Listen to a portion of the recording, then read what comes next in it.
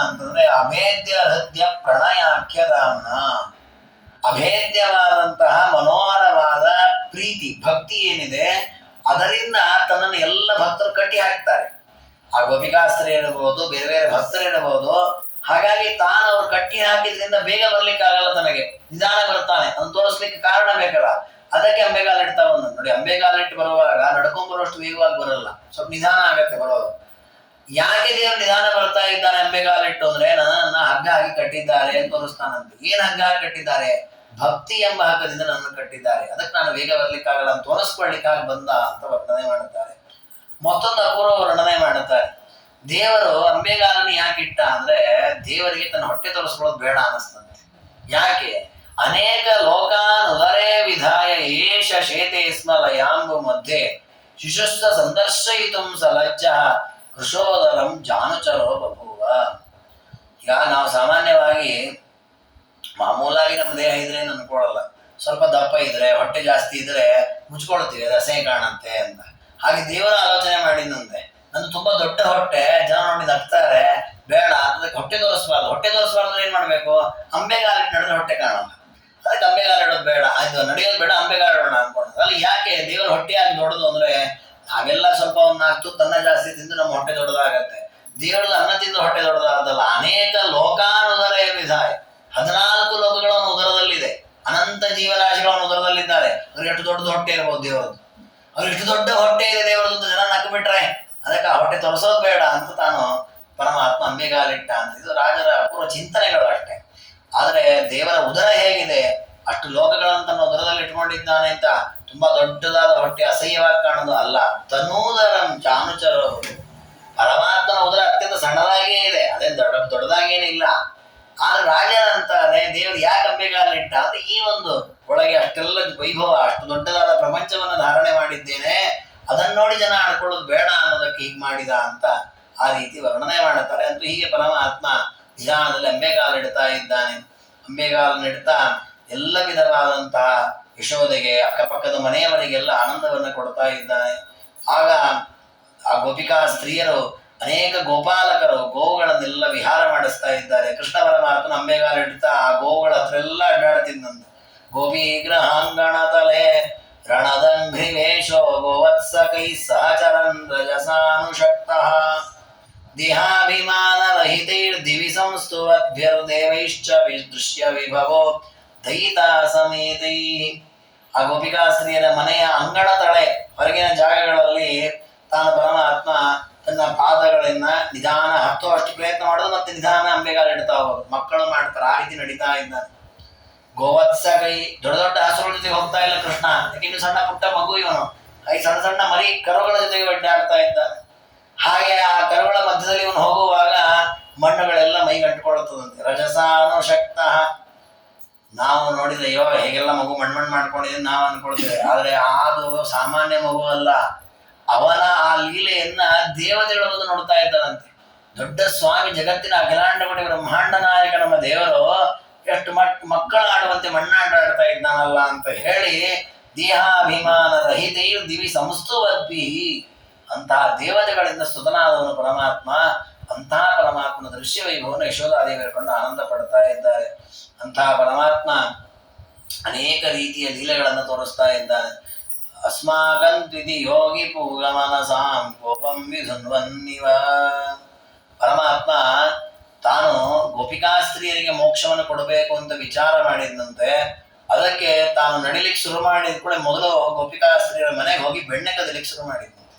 ನಾರೀಣಾಮಪಿ ಮೋಕ್ಷದ ಕಿಮಿತಿನೋ ದದ್ಯಾ ವಿಶುದ್ಧಾತ್ಮನಾಮಸ್ಮಾಕಂ ತ್ವಿತಿ ಯೋಗಿ ಪೂಗಮನಸಾಂ ಕೋಪಂ ವಿಧುನ್ವನ್ನಿವ. ಗೋಪಸ್ತ್ರೀನಿಕರಸ್ಯ ದುಗ್ಧ ಜಲಧಿಂ ಸ್ವಂ ಕಾಮೋ ಹರಿ ತದ್ಗೇಹ ಸ್ಥಿತ ದುಗ್ಧ ಮಂಡಲಮಥೋ ಉಷ್ಣಶ್ಚ ಚಾರೋ ವ್ರಜೇ.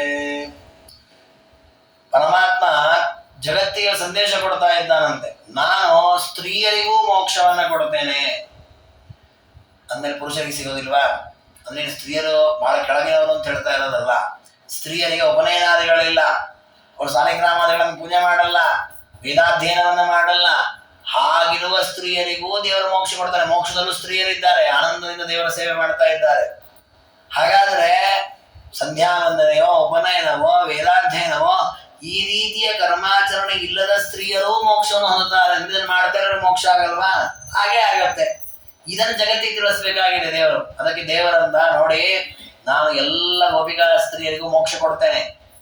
ಗೋಪಿಕಾ ಸ್ತ್ರೀಯರು ಅವರೇನು ವೇದಾಧ್ಯಯನ ಮಾಡೋರಲ್ಲ, ಪಾಠ ಪ್ರವಚನ ಮಾಡೋರಲ್ಲ. ಅವರಿಗೇ ಮೋಕ್ಷ ಕೊಟ್ಟ ಮೇಲೆ ತಪಸ್ಸು ಮಾಡ್ತಾ ಪಾಠ ಪ್ರವಚನ ಮಾಡ್ತಾ ಸಾಧನೆ ಮಾಡತಕ್ಕ ಸಜ್ಜನೆ ಕೊಡೋದಿಲ್ವಾ? ಕೊಟ್ಟೆ ಕೊಡ್ತೇನೆ. ಇದನ್ನು ನೀವು ಅರ್ಥ ಮಾಡಿಕೊಳ್ಳಿ ಅಂತ ತಿಳಿಸ್ಲಿಕ್ಕೆ ಪರಮಾತ್ಮ ಆ ಗೋಪಿಕಾ ಸ್ತ್ರೀಯರ ಮನೆಗೆಲ್ಲ ಹೋದಂತೆ. ಅವರ ಮನೆಗೆ ಹೋಗಿ ಮುಷ್ಣನ್ ದುಗ್ಧ ಮಂಡಲ, ಅವರ ಮನೆಯಲ್ಲಿರ್ತಕ್ಕಂಥ ಹಾಲು ಮೊಸರು ಬೆಣ್ಣೆ ಅದನ್ನೆಲ್ಲ ಕಳ್ಳತನ ಮಾಡ್ತಾ ಇದ್ದ. ಅದರ ಈ ದೇವರು ಕಳ್ಳತನ ಮಾಡೋದು ತಪ್ಪಲ್ವಾ? ಕಳ್ಳತನ ಮಹಾ ಅಪರಾಧ. ಕಳ್ಳತನ ಮಾಡಿ ತಪ್ಪಲ್ವ? ಅದಕ್ಕೆ ಹೇಳ್ತಾರೆ ದೇವರು ತಗೊಂಡಿಗೆ ಸ್ವಲ್ಪ ಕೊಟ್ಟದ್ದೇ ಜಾಸ್ತಿ ಅಂತಾರ. ದೇವರ ಮನೇಲಿ ಎಷ್ಟು ತಗೊಂಡ? ಒಂದು ಲೋಟ ಹಾಲು ತಗೊಂಡ, ಅಥವಾ ಒಂದು ಮಡಿಕೆ ಎಷ್ಟು ಹಾಲು ತಗೊಂಡ, 2 ಮಡಿಕೆ ಹಾಲು ತಗೊಳ್ಳಿ. ಎಷ್ಟು ಕೊಟ್ಟಿದ್ದಾನ ಅವರಿಗೆ? ಅವ್ರಿಗೇನು ಕೊಟ್ಟ? ದುಗ್ಧ ಜಲದ ಕ್ಷೀರ ಸಮುದ್ರವನ್ನೇ ಕೊಟ್ಬಿಟ್ಟ ಅವರಿಗೆ. ಇವ್ರ ಮನೇಲಿ ಅವ್ನು ತಗೊಂಡೋಗಿದ್ದು ಒಂದು ಕೊಡಪಾನ ಹಾಲು. ಆ ದೇವರಿಗೆ ಆಮೇಲೆ ಕೊಟ್ಟ ಸುಖ ಎಂತಹದ್ದು? ಕ್ಷೀರ ಸಮುದ್ರವನ್ನೇ ಕೊಟ್ಟಿದ್ದಾನೆ. ಹಾಗಾಗಿ ದೇವರು ಕಳತನ ಮಾಡಿಲ್ಲ. ಅವ್ರಿಗೆ ಮೋಕ್ಷ ಕೊಡ್ಲಿಕ್ಕೋಸ್ಕರ ಅವ್ರ ಮನೆಗೆ ಹೋಗಿ ಹಾಲನ್ನು ತೆಗೆದುಕೊಂಡ, ಬೆಣ್ಣೆಯನ್ನು ತಿಂದ. ಹರೋಪಯೋ ಮುಷ್ಣತಿ ಕಾಪಿ ತುಷ್ಟ ದಧಾರ ಮರ್ಕಾಯ ದದತ್ಯವರ್ಷಂ ತತಾಯಿ ತಚ್ಚೇಷಮನನ್ಯ ಯೋಗ್ಯಂ ಹರಂತ ಮುದ್ವೀಕ್ಷ್ಯ ಕಥಂ ನವೇ. ಕೃಷ್ಣ ಪರಮಾತ್ಮನ ದಿನೇ ಅವನ ಪ್ರವೃತ್ತಿ ಅದು. ಬೆಳಗಾದ್ರು ನಿಧಾನ ತನ್ನ ಮಿತ್ರರು ಅನೇಕ ಗೋಪಾಲಕರನ್ನು ಕುಡ್ಕೊಂಡು ಹೋಗೋದು. ಯಾರ ಮನೆಯಲ್ಲಿ ಹೋಗೋದು ನೋಡೋದು, ಅವ್ರ ಮನೆಗೆ ಹೋಗೋದು, ಹಾಲು ಬೆಣ್ಣೆ ಎಲ್ಲ ತಿನ್ನೋದು, ಮತ್ತೆ ನೆಕ್ಸ್ಟ್ ಮನೆಗೆ ಹೋಗೋದು. ಈಗ ಮಾಡ್ತಾ ಇದ್ದ. ಒಬ್ಳು ಗೋಪಿಕಾಸ್ತ್ರಿ ನೋಡಿಲ್ಲಂತೆ. ಕೃಷ್ಣ ಮನೆಗೆ ಬಂದವನೇ ಒಳಗೆ ಹೋದ, ಇಲ್ಲಿ ಹಾಲು ಮೊಸದೆ ನೋಡ್ದ, ತಿಂದ, ಕುಡ್ದ, ಎಲ್ಲ ಮಾಡ್ದ. ಅವಳು ಏನ್ ಸಿಟ್ಟು ಮಾಡ್ಕೊಳ್ಳಿಲ್ಲ, ಸಂತೋಷ ಪಡ್ಲ. ಪಾಪ ಮಗು ಬಂದಿದೆ, ತಿನ್ಲಿ ಅಂತ. ಹರೋ ಪಯೋ ಮುಷ್ಣತಿ ಕಾಪಿ ತುಷ್ಟ, ಸಂತೋಷ ಪಟ್ಟಿದ್ದಾಳೆ. ಕೃಷ್ಣ ಪಾಪ ಹಾಲು ಕುಡಿತಾನೆ, ಕುಡಿಲಿ ಪಾಪ ಮಗು ತಗೊಳ್ಳಿ ಅಂತ. ಕೃಷ್ಣ ತಗೊಳಪ್ಪ ಸುಮ್ಮನೆ ಇದ್ದಾಳೆ. ಕ್ಷಣದಲ್ಲಿ ಸಿಟ್ಟು ಬಂದ್ಬಿಡುತ್ತಂತ ಅವಳಿಗೆ. ಯಾಕೆ ಅಂದ್ರೆ ಕೃಷ್ಣ ತಾನು ಹಾಲು ಕುಡ್ದ, ಮೊಸರು ತುಂದ, ಬೆಣ್ಣೆ ತಿಂದ, ಎಲ್ಲ ತಿಂದ. ಜೊತೆಗೆ 2 ಮಂಗಗಳಿತ್ತಂತೆ, ಬೆಕ್ಕುಗಳಿತ್ತಂತೆ. ಅವಕ್ಕೂ ಕೊಟ್ಟನಂತೆ, ತಿನ್ರಿ ಅಂತ. ಅದನ್ನ ನೋಡಿ ಅವಳಿಗೆ ಸಿಟ್ಟು ಬಂದ್ಬಿಡುತ್ತಂತೆ ಗೋಪಿಕಾಸ್ತ್ರಿಗೆ. ಕೃಷ್ಣ ನೀನ್ ತಿನ್ನು, ಅವುಗಳಿಗೆ ಯಾಕೆ ಕೊಡ್ತಿ ಅಂತ. ಅಲ್ಲ, ಅವಳಿಗೆ ಕೊಡಬಾರ್ದು ಅಂತಿಲ್ಲ ಅವಳದು. ಅವಳ ಭಾವನೆ ಏನು ಅಂದ್ರೆ ಕೃಷ್ಣ ತಿಂದು ಉಳಿದಿದ್ದು ಕೃಷ್ಣದೇವರ ನೈವೇದ್ಯ. ಇದನ್ನ ಬೇರೆ ಯಾರೋ ಪ್ರಾಣಿ ಕೊಡ್ತಾರಲ್ಲ, ನನಗ್ ಕೊಡ್ಬಾರ್ದ? ನಾನು ತಿಂತೇನಲ್ಲ. ತಥಾಹಿ ತಚ್ಚೇಷಂ ಅನನ್ಯ ಯೋಗ್ಯಂ. ದೇವರ ಪ್ರಸಾದ, ದೇವರ ಶೇಷ, ದೇವರ ಊಟ ಮಾಡಿ ಉಳಿದ ಪದಾರ್ಥ ಏನಿದೆ ಇದು ನಾವು ತಿನ್ಬೇಕಾದ ದೇವರ ನೈವೇದ್ಯ.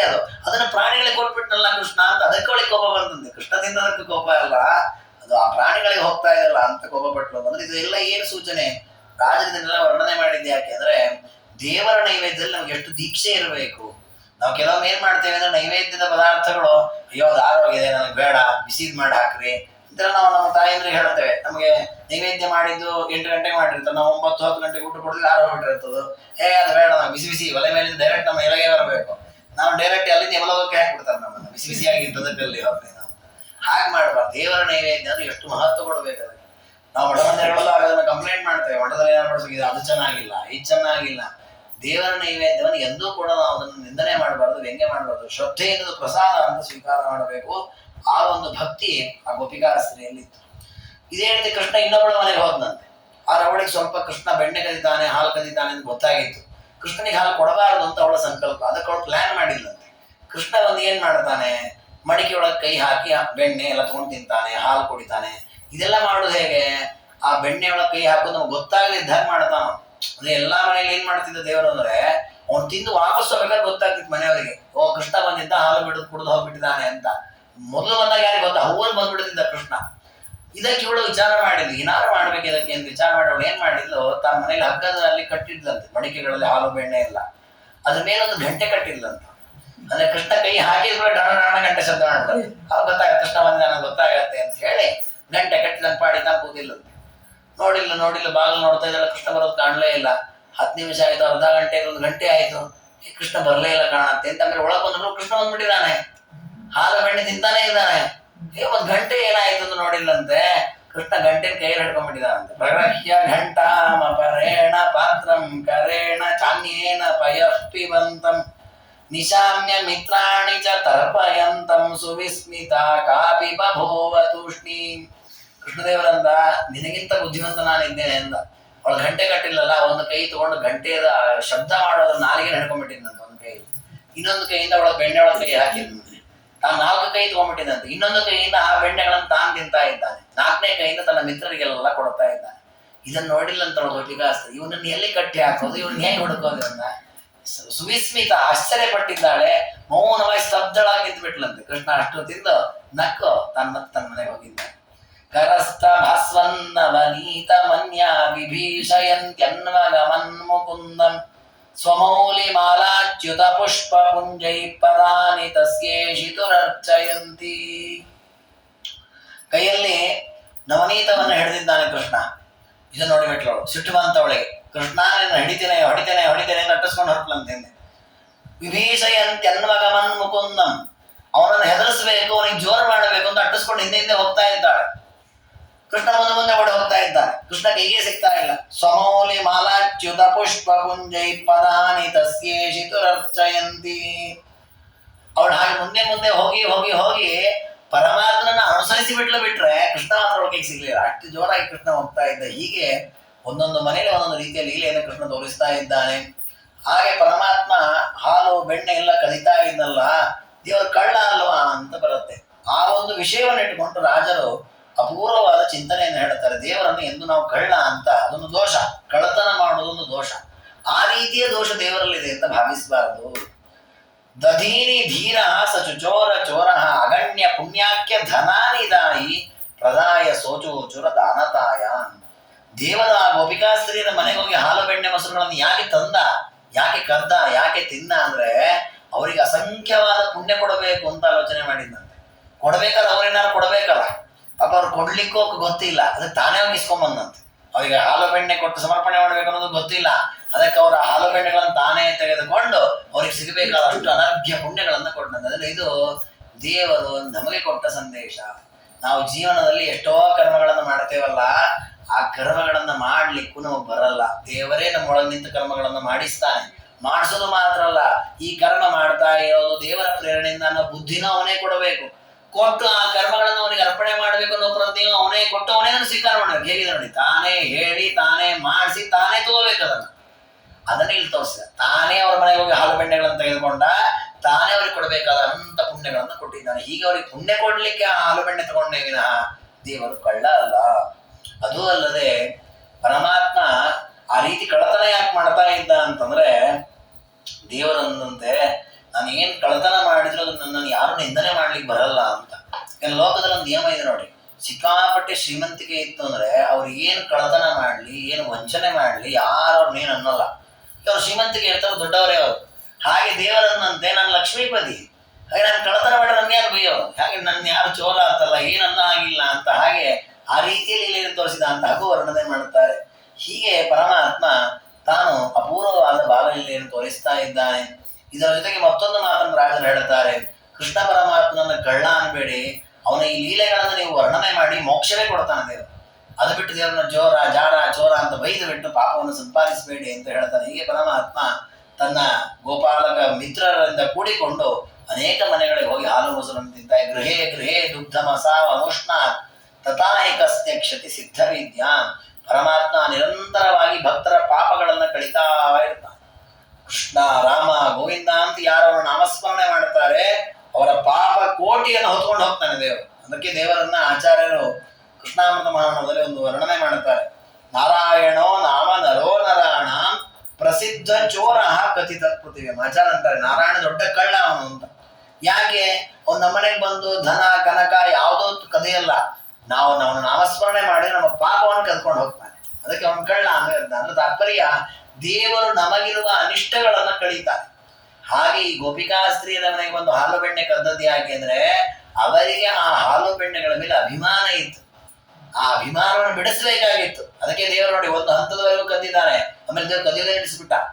ಕದಿಯೋದು ನಿಲ್ಲಿಸಿದ ಮೇಲೆ ಇವರಿಗೆ ವೇದನೆ ಆಯ್ತು. ಇದೇ ಗೋಪಿಕಾಸ್ತ್ರೀಯರು ಹೋಗಿ ಯಶೋಧ ಮಡಿಲಲ್ಲಿರೋ ಕೃಷ್ಣ ಹತ್ರ ಹೇಳಿದ್ರು, ಕೃಷ್ಣ ಎಷ್ಟೋ ದಿವಸ ಆಯ್ತು ಮನೆಗೆ ಬರ್ತೇವೆ, ನಾಳೆ ಕದಿಮಾ ಅಂತ ಕರೆದು ಹೋದ್ರಂತ. ಅಂದ್ರೆ ಅವ್ರಿಗೆ ಅನಿಸ್ತು ಕೃಷ್ಣ ಯಾಕೆ ಬರ್ತಾ ಇಲ್ಲ ಅಂತ. ಆದ್ರೆ ಕೃಷ್ಣ ದೇವರು ಹೇಳಿದ, ನಾನು ನಿಮ್ಮನೆ ಕದಿಲಿಕ್ಕೆ ಬಂದವನಲ್ಲ, ನಿಮಗದ್ರ ಮೇಲೆ ಅಭಿಮಾನ ಇದೆ. ಈ ಹಾಲು ಉಳಿಬೇಕು, ಈ ಮೊಸರು ಉಳಿಬೇಕು, ಇದು ಈ ಊರಿಗೆ ಹಾಕ್ಬೇಕು, ಅದು ಹಾವರೆ ಹಾಕ್ಬೇಕು, ಈ ಅಭಿಮಾನ ಇಡಿಸ್ಲಿಕ್ಕೆ ನಾನು ಮಾಡಿದ್ದು ಅಂತ. ಹಾಗಾಗಿ ದೇವರನ್ನ ಕಳ್ಳ ಅವನೊಂದು ದೋಷಿ ಅಂತ ನಾವು ಭಾವಿಸಬಾರದು. ಇಂತಹ ಕೃಷ್ಣ ಪರಮಾತ್ಮ ತಾನು ಒಂದೊಂದು ಮನೆಯಲ್ಲಿ ಒಂದೊಂದು ರೀತಿಯ ಲೀಲೆಯನ್ನು ತೋರಿಸ್ತಾ ಇದ್ದಾರೆ, ಅದನ್ನೇ ವರ್ಣನೆ ಮಾಡುತ್ತಾರೆ. ಯದಾತ್ಮಜಸ್ತೆ ಪಿಬತಿ ಸ್ಮ ದುಗ್ಧಂ ವಿಭಿದ್ಯ ಪಾತ್ರಾಣಿ ತದಾ ಮಮಾಸೀತ್ ನಮನ್ಯುರುತ್ಸರ್ಪಿತದೀಯದಂತದೃಗಂತ ಕಾಂತಿಂ ಹೃದಿ ತರ್ಕಯಂತ್ಯಾಹ. ಗೋಪಿಕಾಸ್ತ್ರೀಯರು ನೋಡೋಷ್ಟು ನೋಡಿದ್ರು. ವಾರ 15 ದಿವಸ ಆದ್ರೆ ಎಲ್ಲರ ಮನೇಲಿ ಅದೇ ಸುದ್ದಿ. ಕೃಷ್ಣ ಬಂದಿದ್ದೇನ್ರಿ ನಿಮ್ಮ ಮನೆಗೆ? ಹೌದ್ರಿ ಬಂದಿದ್ದ, ಎಷ್ಟೆಲ್ಲ ಹಾಳು ಮಾಡಿ ಹೋಗ್ಬಿಟ್ಟ. ಹಾಗೆ ಪ್ರತಿಯೊಂದು ಮನೆಯಲ್ಲೂ ಕೃಷ್ಣನಂತೆ ಕಂಪ್ಲೇಂಟ್. ಅವ್ರು ವಿಚಾರ ಮಾಡಿದ್ರು, ಕೃಷ್ಣ ನಮ್ ಕೈಗೆ ಸಿಗ್ತಾ ಇಲ್ಲ, ಕಂಡಾಗ ಬಂದು ಹಾಲು ಮೊಸರು ಎಲ್ಲ ಕಿತ್ಕೊಂಡು ಹೋಗ್ತಾ ಇದ್ದಾನೆ, ಅವ್ರ ಅಮ್ಮನಿಗೆ ಅವ್ರು ಕಂಪ್ಲೇಂಟ್ ಮಾಡೋಣ ಅಂತ ಹೇಳಿ ಎಲ್ಲರೂ ಸೇರಿ ಕೃಷ್ಣ ವಿರೋಧಿ ಪಕ್ಷ ಅಂತೆಲ್ಲ ಬಂದ್ಬಿಟ್ರು. ಒಟ್ಟು ಸೇರ್ಕೊಂಡ್ ಬಂದು ಯಶೋಧ ಹತ್ರ ಬಂದು, ಅಮ್ಮ ನಿಮ್ಮ ಮಗದ್ದು ಬಹಳ ಇದೆ ಕಂಪ್ಲೇಂಟ್ ಅಂತ ಹೇಳಿ ನವೇದಯನ ಸ್ತಚ್ಚರಿತಾನಿ ಮಾತು. ಎಲ್ಲ ಗೋಪಿಕಾಸ್ತ್ರೀಯರು ಬಂದಿದ್ದಾರೆ. ಯಾರು ನಮ್ಮನೆಗೆ ಬಂದಿಲ್ಲ ಅಂತ ಹೇಳೋರು ಒಬ್ರು ಇಲ್ಲ. ಎಲ್ಲರೂ ಬಂದಿದ್ದಾನೆ ಅಂತ ಹೇಳೋರೆ. ಇಂತಿಂತ ಅನರ್ಥ ಮಾಡಿ ಹೋದ ಅಂತ ಹೇಳೋರೆ ಎಲ್ಲರೂ ಕೂಡ ಬಂದು ಕೃಷ್ಣನಂತ ಕಂಪ್ಲೇಂಟ್ ಹೇಳ್ತಾ ಇದ್ದಾರೆ. ಏನ್ ಹೇಳಿದ್ರು ಕವಯ ಕಂಪ್ಲೇಂಟ್ಗಳನ್ನ? ಕಡೆ ಕೃಷ್ಣನ ಕಂಪ್ಲೇಂಟ್ ಏನ್ ಹೇಳಿದ್ರು, ಅಥವಾ ಕೃಷ್ಣ ಈ ರೀತಿ ಮಾಡಿದ ಅನ್ನೋ ವಿಷಯ ಏನಿದೆ ಇದು ಭಾಗವತದಲ್ಲೂ ಇದೆ ಸಂಕ್ಷೇಪವಾಗಿ. ಹರಿವಂಶದಲ್ಲಿ ಸ್ವಲ್ಪ ವಿಸ್ತಾರವಾಗಿ ಬಂದಿದೆ ಕೃಷ್ಣ ಪರಮಾತ್ಮನ ಬಗ್ಗೆ. ಆ ಗೋಪಿಕಾಸ್ತ್ರೀಯರು ಬಂದು ಏನೇನು ಮಾತಾಡಿದ್ರು ಯಶೋಧಾದೇವಿ ಹತ್ರ ಅಂತ. ಆದ್ರೆ ರಾಜರು ಆ ವಿಷಯಕ್ಕೆ ಒಂದು ಪ್ರಮಾಣವನ್ನ ಕೊಟ್ಟು ಶಾಸ್ತ್ರೀಯದ ಹಿನ್ನೆಲೆಯನ್ನ ಕೊಡ್ತಾರೆ. ಒಬ್ಬ ಗೋಪಿಕಾಸ್ತ್ರೀ ಹೇಳಿಲ್ಲಂತೆ, ನಿನ್ನ ಮಗನ ಬಾಯಲ್ಲಿ ಏನಿದೆ ಗೊತ್ತಿಲ್ಲ ತಾಯಿ, ಪಯ ಪ್ರಮುಷ್ಣನ ಸಖಿ ಭರ್ತ್ಸನಾರ್ಥಂ ಸಮಾಗತಾನಾಂ ಅಪಹೃತ್ಯ ಚೇತಃ ಸ್ವಕೃತ್ಯ ಸಾಧ್ಯಾನ್ ಅವಲಂಬ್ಯ ಕಂಠಂ ಜಿಗಕ್ಷತಿ ಸ್ವೈರಮಯಂ ಸುತಸ್ತೆ. ನಿನ್ನ ಮಗ ಹಾಲನ್ನ ಕುಡಿತಾನೆ ಅಂತ ಗೊತ್ತು ನನಗೆ. ಅದು ನಮ್ಮ ಮನೆಗೆ ಅವ್ನು ಬರ್ತಾ ಇದ್ದ, ನಾನು ವಿಚಾರ ಮಾಡಿದೆ, ದಾರಿಯಲ್ಲಿ ಅವ್ನು ಬರೋದು ನೋಡಿದೆ. ಬಂದ ಕೂಡಲೇ ಅವನು ಇನ್ನು ಹಾಲು ತಗೊಳ್ತಾನೆ ಅಂತ ಗೊತ್ತಾಯಿತು. ಚೆನ್ನಾಗಿ ಉರಿತಾ ಇರೋ ಒಲೆ ಮೇಲೆ ಇಟ್ಬಿಟ್ಟೆ ಹಾಲಿನ ಪಾತ್ರೆ. ಯಾಕೆಂದ್ರೆ ಹಾಲು ಬಿಸಿದ್ರೆ ಯಾರು ಕುಡಿತಾರೆ, ಯಾರು ಕುಡಿಯಲ್ಲ ಅಂತ. ನಾನು ಅವ್ನು ಕುಡಿಲಿಕ್ಕಿಲ್ಲ, ಅವ್ನು ವಾಪಸ್ ಹೋಗ್ತಾನೆ ಅನ್ಕೊಂಡೆ. ಅವನು ಒಳಗೆ ಬಂದು ಆ ಬಿಸಿ ಹಾಲನ್ನ ಹಾಗೆ ಕುಡಿದು ಬಿಟ್ಟ. ಸ್ವಕೃತ್ಯ ಸಾಧ್ಯ ನವಲಂಬ್ಯ ಕಂಠಂ ಜಿಗಕ್ಷತಿ ಸ್ವೈರಮಯಂ ಸುತಸ್ತೆ. ಅವನ ಕಂಠ ಇಷ್ಟು ಹಾಲು ಕುಡಿದ್ರೆ ಸುಡ್ಲೇ ಇಲ್ಲಲ್ಲ, ಅವನ ನಾಲಿಗೆ ಬಾಯಲ್ಲಿ ಏನು ಅಗ್ನಿ ಇದ್ದಾನೋ ಏನು ಕತೆ, ಇಷ್ಟು ಬಿಸಿಯಾದ ಹಾಲನ್ನು ಕುಡಿದ್ರೆ ಏನು ಆಗ್ಲೇ ಇಲ್ಲಲ್ಲ ಅನ್ನೋದು. ಅದ್ರ ರಾಜದಿಂದ ಯಾಕೆ ಈಗ ವರ್ಣನೆ ಮಾಡಿದ್ದಾರೆ ಅಂದ್ರೆ, ಆ ಗೋಪಿಕಾಸ್ತ್ರೀ ಹೇಳಿದ್ದು ಸತ್ಯ ಇದೆ. ದೇವರ ಬಾಯಲ್ಲಿ ಅಗ್ನಿ ಇದ್ದಾನೆ. ಮುಖಾದಿಂದ್ರಶ್ಚಾಗ್ನಿಶ್ಚ ಪ್ರಾಣಾದ್ ವಾಯುರಜಾಯಿತ. ಪರಮಾತ್ಮನ ಬಾಯಿಯಿಂದಲೇ ಅಗ್ನಿ ಹುಟ್ಟಿದ್ದು. ಎಷ್ಟು ಬಿಸಿಯ ಹಾಲಾದರೂ ಪರಮಾತ್ಮನ ಬಾಯಿಗೆ ಬಿಸಿಯೇ ಆಗಲ್ಲ ಅದು. ಹಾಗಾಗಿ ಆ ಒಂದು ಕಂಪ್ಲೇಂಟ್ ಅನ್ನು ಹೇಳಲಿಕ್ಕೆ ಬಂದ ಮಾತಾದರೂ ಕೂಡ ಸತ್ಯವನ್ನ ಹೇಳ್ತಾ ಇದೆ, ತತ್ವವನ್ನು ಹೇಳ್ತಾ ಇದೆ ಅನ್ನೋದನ್ನು ರಾಜರು ದಾಖಲೆ ಮಾಡುತ್ತಾರೆ.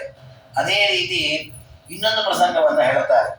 ಕೃಷ್ಣ ಪರಮಾತ್ಮನ ಹತ್ರ ಒಬ್ಬ ಗೋಪಿಕಾಸ್ತ್ರೀ ಹೇಳಿದಂತೆ, ಕೃಷ್ಣ ಇನ್ಮೇಲೆ ಮನೆಗೆ ಬಂದು ಹಾಲು ಬೆಣ್ಣೆ ಕದ್ದಿದೆಲ್ಲ ಮಾಡಬಾರ್ದಪ್ಪ, ಒಳ್ಳೆ ಹುಡುಗ ಆಗ್ಬೇಕು ನೀನು. ಆಯ್ತು ಅಂತ ಹೇಳಿ ಹೋದ್ನಂತ ಮನೆಗೆ. ದಿವಸ ಮತ್ತೆ ಬಂದಂತೆ ಮತ್ತೆ ಹಾಲು ಬೆಣ್ಣೆ ಕದ್ದಂತ ಹಿಡ್ಕೊಂಡ್ಬಿಡ್ಲಂತವ್ರು ಗಟ್ಟಿ ಹೇಳ್ಕೊಂಡು. ಏನೋ ಕೃಷ್ಣ ನಿನ್ನೆ ಹೇಳಿದ್ದೀನಿ ಕೇಳಲಿಲ್ಲ ನೋಡಪ್ಪ, ನಂದು ಒಬ್ಬ ಬಹಳ ಸಂಭಾವಿತ ಅವನು ನಮ್ಗೆ ಮುಂಚಿನ ಪರಿಚಯ ಇರೋನು, ಅವನು ಎಂದೂ ಕೂಡ ಇಂಥ ಕಳ್ಳತನನೆಲ್ಲ ಮಾಡಿದವನಲ್ಲ, ಅವನ ಮಗನಾಗಿ ಇಂಥವೆಲ್ಲ ಮಾಡ್ತೀಯಲ್ಲ, ಇನ್ನೊಮ್ಮೆ ನೀನು ಕದ್ರೆ ನೀನ್ ನಂದಗೋಪನ ಮಗನೇ ಅಲ್ಲ ಅಂತೀವಿ ನೋಡು ಅಂದ್ಬಿಟ್ರು. ಇತೀರಿತಃ ನೈತರ್ಹಿ ನಂದಸ್ಯ ಸುಖಸ್ವಮನ್ಯ. ಇಂಥ ಕಳ್ಳತನವನ್ನು ಮಾಡಿದ್ರೆ ನೀ ನಂದನ ಮಗನೇ ಅಲ್ಲ ಅಂತ ಹೇಳ್ಬಿಡ್ತೀವಿ ನೋಡು ಅಂತ. ನಮ್ಮನ್ನು ಹೆದರ್ಸ್ತಾರೆ ಸಾಮಾನ್ಯ ಮಕ್ಕಳೆಲ್ಲ. ನಾಳೆ ಹಿಂಗ್ ಮಾಡಿ ನಿಮ್ಮ ಅಪ್ಪನ ಮಗನೇ ಅಲ್ಲ ನೋಡಿ ನೀನು ಹಾಗೆಲ್ಲ ಹಾಗೆ ಮಾತಾಡಿಲ್ಲ ಅಂತ ಪಾಪಗಳು. ಅದಕ್ಕೆ ಕೃಷ್ಣ ಅನ್ನಂತೆ ಹಸನ್ ಯಶೋದೆ ಬಹೂನ್ ಅನಿಷ್ಟಾನಿ ಸನಸ್ತನೋದಿ. ಮೊದಲಿಗೆ ಅನ್ನಂತೆ ಹೌದಾ ಹಾಗೆ ಹೇಳ್ಕೊ ಅನ್ನಂತ. ನೀನ್ ಅಂದನ ಮಗ ಅಲ್ಲ ಅಂದ್ರೆ ಹೇಳ, ನನಗೇನು ತೊಂದರೆ ಇಲ್ಲ ಅಂತ. ಯಾಕೆಂದ್ರೆ ಸತ್ಯನೇ ಅದು. ಯಾಕೆ ಜಗತ್ತೇ ಅವನ ಮಕ್ಕಳು, ಅವನು ಯಾರ ಮಗನೂ ಅಲ್ಲ.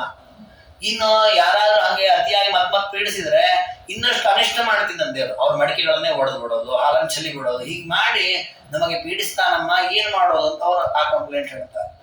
ಇನ್ನೊಬ್ಬ ಗೋಪಿಗ ಸ್ವಲ್ಪ ಬುದ್ಧಿವಂತಿಕೆ ಮಾಡಿಲ್ಲ ಅಂತ ಅವ್ರು. ಕೃಷ್ಣನಿಗೆ ಬಿಸಿ ಕೊಡೋದು ಅಥವಾ ತಂಪು ಮಾಡೋದು, ಕತ್ಲಲ್ಲಿ ಇಡೋದು ಯಾವ್ದು ಪ್ರಯೋಜನ ಆಗಲ್ಲ, ಯಾಕಂದ್ರೆ ಅವ್ನು ಬುದ್ಧಿವಂತ ಇದ್ದಾನೆ ಕೃಷ್ಣ ಅಂತ ಹೇಳಿ ದೇವರ ಮುಂದೆ ತಗೊಂಡೋಗಿಟ್ಟಿಲ್ಲ ಅಂತ ಹಾಲು ಮೊಸರು ಬೆಣ್ಣೆ ಇಲ್ಲ. ಕೃಷ್ಣ ಬಂದಂತೆ ಅಡಿಗೆ ಮನೆ ನೋಡಿದ್ರೆ ಎಲ್ಲೂ ಏನಿಲ್ವೇ ಇಲ್ಲ. ಗೋಪಿಕಾಸ್ತ್ರ ಹೇಳಿದಂತೆ ಕೃಷ್ಣ ಇಲ್ಲೇನೂ ಇಲ್ಲ, ಇಲ್ಲ ದೇವ್ರ ಮನೆಯಲ್ಲಿದೆ ಅಂತ.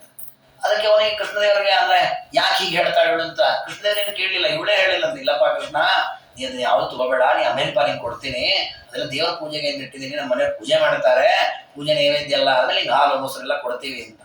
ಕೃಷ್ಣ ಹೋಗಿ ಅಲ್ಲೇ ಕುತ್ಕೊಂಡಂತೆ, ಕುತ್ಕೊಂಡು ಆ ಹಾಲು ಮೊಸರು ಎಲ್ಲ ತಿಂದ್ಬಿಟ್ನಂತೆ.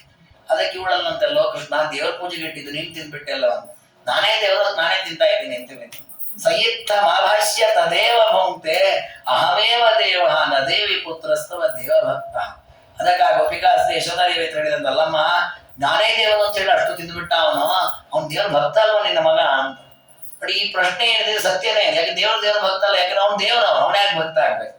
ಹಾಗಾಗಿ ಅಂದ್ರೆ ಒಂದೊಂದು ಮಾತಿನಲ್ಲಿಯೂ ಕೂಡ ಶಾಸ್ತ್ರದ ಪ್ರಮೇಯ ಅಡಗಿದೆ. ಆ ರೀತಿಯಲ್ಲಿ ಪರಮಾತ್ಮನ ಬಗ್ಗೆ ನಿವೇದನೆ ಮಾಡ್ತಾ ಇದ್ದಾರೆ. ಮತ್ತೊಬ್ಬಳಲ್ಲಂತೆ ನನಗೆ ಆಶ್ಚರ್ಯ ಆಗೋದೇನು ಗೊತ್ತಾ ಯಶೋದೆ, ಕೃಷ್ಣನ ಮನೆ ಬರೋತ್ತಿಗೆ 8 ಮನೆಯಲ್ಲಿ ತಿಂದು ಬಂದಿರ್ತಾನೆ, 9ನೇ ಮನೆ ನಮ್ಮದು. ಇಷ್ಟು ಮನೆಯಲ್ಲಿ ಅವನು ಅಷ್ಟು ಹಾಲು ಮೊಸರು ಬೆಣ್ಣೆ ತಿಂದರೂ ಕೂಡ ಅವನಿಗೇನು ಹೊಟ್ಟೆ ಒಬ್ಬರಿಸೋದು ಏನೂ ಆಗ್ತಾ ಇಲ್ಲಲ್ಲ. ತಥಾಪಿ ತೃಪ್ತಿಂನ ಸುತಸ್ತವ ಐತಿ. ಅಷ್ಟು ಹಾಲು ಮೊಸರು ತಿಂದು ಅವನ ಹೊಟ್ಟೆ ತುಂಬತಾನೆ ಇಲ್ಲಲ್ಲ. ಕಿಮಸ್ಯ ಭೂತಾನಿ ವಸಂತಿ ಕುಕ್ಷವು, ಅವನ ಹೊಟ್ಟೆಯಲ್ಲಿ ಭೂತಗಳಿವ ಏನು ಅಂತಂದ್ಲಂತೆ. ಸತ್ಯನೇ, ಎಲ್ಲಾ ಭೂತಗಳ ಹೊಟ್ಟೆಯಲ್ಲೇ ಇರೋದು. ಅಂದ್ರೆ ಅವ್ರ ಒಂದೊಂದು ಪ್ರಜ್ಞೆಯಲ್ಲಿಯೂ ಕೂಡ ತತ್ವವೇ ಇದೆ. ನಮೋಂಚ ವತ್ಸಾಸ್ತ್ವಮಿಹೇತ್ಯ ಬದ್ಧಾನಿ ತೀರಿತೆ ಪುಣ್ಯ ಪದೇಶೋದೆ. ದೇವರಿಗೆ ಹಾಲು ಮೊಸರಿನ ಕಥೆ ಜೊತೆಗೆ ಅವರ ಹಟ್ಟಿಗಳಿಗೆ ಹೋಗ್ತಿದ್ದಂತೆ. ಅವ್ರ ಮನೆಯಲ್ಲಿರೋ ಗೋಗಳ ಹತ್ತಿರಕ್ಕೆ ಹೋಗೋದು. ಅಲ್ಲಿ ಆ ಸಣ್ಣ ಸಣ್ಣ ಮರಿಗಳನ್ನು ಕಟ್ಟಿರ್ತಿದ್ರು, ಹಗ್ಗ ಕಟ್ಟಿ. ಇನ್ನು ಹಗ್ಗವನ್ನೆಲ್ಲ ಬಿಚ್ಚಿಬಿಡೋದು ಆ ಸಣ್ಣ ಸಣ್ಣ ಮರಿಗಳದ್ದು. ಅವೆಲ್ಲ ಎಲ್ಲೋ ತಿರುಗೋದು, ಹಾಲು ಕುಡಿಯೋದು, ಏನೋ ಮಾಡ್ತಿದ್ವು. ಅದಕ್ಕೆ ಈ ಗೋಪಿಕಾಸ್ತ್ರೀ ಬಂದು ಹೇಳ್ತಾರೆ, ಕೃಷ್ಣ ಆ ಸಣ್ಣ ಸಣ್ಣ ಮರಿಗಳದ್ದು ಹಗ್ಗವನ್ನು ಬಿಚ್ಚಬೇಡಪ್ಪ ಅಂತ ಹೇಳ್ತಿದ್ದಂತೆ. ಇದೇ ರೀತಿ ಪುಣ್ಯ ಸ್ಮಿತೋಲ್ಲಸದ್ ವಕ್ರಮದ ಸುತಪ್ತೆ ಸ್ವಭಾವ ಇತ್ಯುತ್ತರ ಮುತ್ತರಜ್ಞ. ಕೃಷ್ಣದೇವರನ್ನಂತೆ, ಇಲ್ಲಮ್ಮ ನನಗೆ ಬಂಧನದಲ್ಲಿರೋರನ್ನ ಬಿಡಿಸಿಯೇ ಅಭ್ಯಾಸ, ಕಟ್ಲಿಕ್ಕೆ ನಾನು ಒಪ್ಪಲ್ಲ, ನಾನು ಬಿಡಿಸ್ತೇನೆ ಅಂತ ಹೇಳ್ತಿದ್ದಂತೆ. ಅಂದ್ರೆ ಈ ರೀತಿ ಅತ್ಯುತ್ತಮವಾದ ಉತ್ತರವನ್ನ ಕೃಷ್ಣ ಕೊಡ್ತಾ ಇದ್ದ ಅಂತ. ಇನ್ನು ಪರಮಾತ್ಮನ ಮತ್ತೊಂದು ವೈಭವವನ್ನ ಒಬ್ಬ ಗೋಪಿಕಾಸ್ತ್ರೀ ವರ್ಣನೆ ಮಾಡ್ತಾಳೆ. ಕೃಷ್ಣ ಪರಮಾತ್ಮ ಎಷ್ಟು ಚಮತ್ಕಾರದಲ್ಲಿ ಬಲ್ಲೆ ಹಾಲು ಬೆಣ್ಣೆ ಮೊಸರು ತಿಳ್ಕೊಳ್ತಾನೆ ಅಂದ್ರೆ, ಕ್ವಚಿತ್ ಕರೇಣ ಇವ ಸ ದುಗ್ಧಪಾದನಂ ಕ್ವಚಿಚ್ಚ ಪಾದೇನ ಸಮೀಕ್ಷತೆ. ಕೆಲವೊಮ್ಮೆ ತನ್ನ ಕಣ್ಣಿನಿಂದ ನೋಡ್ತಾನೆ, ಇಲ್ಲಿದೆ ಹಾಲಿನ ಪಾತ್ರೆ ಮೊಸರಿನ ಪಾತ್ರೆ ಅಂತ. ಕೆಲವೊಮ್ಮೆ ತನ್ನ ಜನಿನಿಂದಲೇ ನೋಡ್ತಾನಂತೆ. ಕೆಲವೊಮ್ಮೆ ತನ್ನ ಕಾಲಿನಿಂದ ನೋಡುತ್ತಾನೆ. ಸಮಾಗತ ಪಶ್ಯತಿ ಪೃಷ್ಠತಸ್ತದ, ಹಿಂದೆ ಮುಂದೆ ನೀವ್ ಎಲ್ಲಿ ಏನಿಟ್ರೋ ನೀ ಕಾಣುತ್ತೆ. ಏನು ಅವನು ಸವಿಶ್ವತಶ್ಚಕ್ಷುರಿವಾಸ್ತಿ ಬಾಲಕ, ನಿನ್ಮಗೆ ವಿಶ್ವತಶ್ಚಕ್ಷುಣ. ಹೌದೇ, ವಿಶ್ವತಶ್ಚಕ್ಷುರತ ವಿಶ್ವದ ಮುಖವೇದವೇ ಹೇಳುತ್ತೆ. ಎಲ್ಲ ಕಡೆ ದೇವರಿಗೆ ಕಣ್ಣಿದೆ, ಎಲ್ಲ ಕಡೆ ಬಾಯಿ. ಯಾಕೆ ಅನಂತ ದೇಹ ಅವರದು, ಅನಂತ ರೂಪ, ಅನಂತ ಮುಖ, ಅನಂತ ಬಾಯಿ, ಅನಂತ ಕಾಲು. ಸಹಸ್ರ ಶೀರ್ಷ ಪುರುಷ, ಸಹಸ್ರಾಕ್ಷ ಸಹಸ್ರಪಾದ. ನಮ್ಮ ಮಕ್ಕಳ ಲೀಲೆಗೂ ದೇವರ ಲೀಲೆಗೂ ಇದೇ ವ್ಯತ್ಯಾಸ. ನಮ್ಮ ಮಕ್ಕಳ ಲೀಲೆಯಲ್ಲಿ ಬರೇ ದೋಷಗಳಿರುತ್ತವೆ. ದೇವರದ್ದು ದೋಷ ಅಂತ ಹೇಳಲಿಕ್ಕೆ ಆ ವ್ಯಕ್ತಿಗಳು ಒಂದು ಮಾತನಾಡಿದೆಲ್ಲವೂ ದೇವರ ಗುಣಗಾನ, ಅದು ದೇವರ ವೈಭವ ಆಗಿದೆ. ಉಲೋಕಲೇ ತಮ್ಯದಿ ಬಂಧಯಾಮೋ ನಯೇತ್ತದೂಲೋಕಲಮೇವ ಬಾಲ ಧ್ರುವಂ ಗಹಸ್ತಂಬ ವರೇ ನಿಬದ್ಧೋ ಗ್ರಹಾಣ್ಯ ಸೌಪಾತಯಿತುಂ ಸಮರ್ಥ. ಇನ್ನೊಬ್ಬ ಗೋಪಿಕಾಸ್ತ್ರೀ ಹೇಳಿದಂತೆ, ನಾವು ಅದಕ್ಕೆ ನೋಡಿ ನಮಗೂ ಬೇಸತ್ತು ಬಿಟ್ವಿ, ಕೃಷ್ಣನನ್ನ ಬಿಡಬಾರದು ಅಂತ ಹೇಳಿ ಮನೇಲೆ ಕಟ್ಟಿ ಹಾಕ್ಬಿಡೋಣ ಅಂತ ಒಂದು ಉಲೋಕಲ ಕಟ್ಟಿ ಹಾಕಿದ್ರಂತ. ಈಗ ಹಾಲು ಬೆಣ್ಣೆ ಕದಿತಾ ಇದ್ದಾನೆ ಅಂತ ಹೇಳಿ ಒಂದು ವರ್ಣ ಕಲಿ ಕಟ್ಟಿ ಹಾಕ್ಬಿಟ್ರಂತೆ. ಕಟ್ಟಿ ಹಾಕಿ 2 ನಿಮಿಷ ಒಳಗೋಗಿ ಬರ್ತಿ, ಕೃಷ್ಣನಿಲ್ಲ, ಒಳಗಲ್ಲೇ ಎಳ್ಕೊಂಡು ಹೋಗ್ಬಿಟ್ಟಿದ್ದ. ಅದಕ್ಕೆ ಅವಳು ಹೇಳ್ತಾಳೆ, ಅಮ್ಮ ಯಶೋದೆ, ನಾನು ಬಚಾವಾದೆ. ನಾನು ಅಕಸ್ಮಾತ್ ಇವನನ್ನ ಉಲೋಕಲಕ್ಕೆ ಅಂದ್ರೆ ಒಳಕಲ್ಲಿಗೆ ಕಟ್ಟೋ ಬದಲು ನಾನೇನಾದ್ರೂ ಮನೆ ಕಂಬ ಕಟ್ಟಿದ್ರೆ ಮನೆನೇ ಎಳ್ಕೊಂಡು ಹೋಗ್ಬಿಡ್ತಿದ್ದ.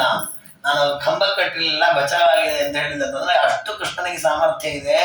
ವಿಶ್ವಂಭರ ಸ್ಯಾಸ್ಯ ಬಂಧನಾಯ ದಾಮಾನಿ ಸಂಪಾದಯಿತುಂ ಕೈಷ ಬದ್ಧ ಕದಂಚಿತ್ ಯದಿ ತರ್ಹಿ ಬದ್ಧ ಮಧ್ಯೆ ವಿಲೀನ ವಯಮೇವ ನೂನಂ.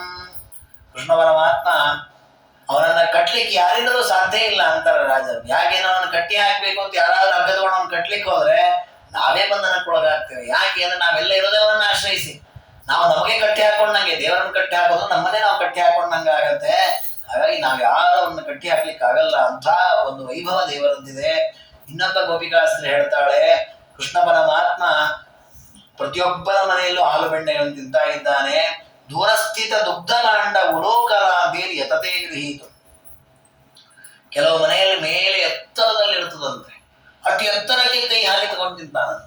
ಕೆಲವು ಮನೆಯಲ್ಲಿ ಕೆಳಗಡೆ ಇರುತ್ತೆ. ಅಂದ್ರೆ ಯಾವ ರೀತಿಯಲ್ಲಿ ಇದು ತನ್ನ ದೇಹವನ್ನು ಅದಕ್ಕೆ ಹೇಗೆ ಬೇಕಾಗಿ ಅಡ್ಜಸ್ಟ್ ಮಾಡ್ಕೊಂಡು ಒಟ್ಟು ಹಾಲು ಬೆಣ್ಣೆ ತಿಂದು ಹೋಗ್ತಾನೆ ನನ್ನ ಮಗ.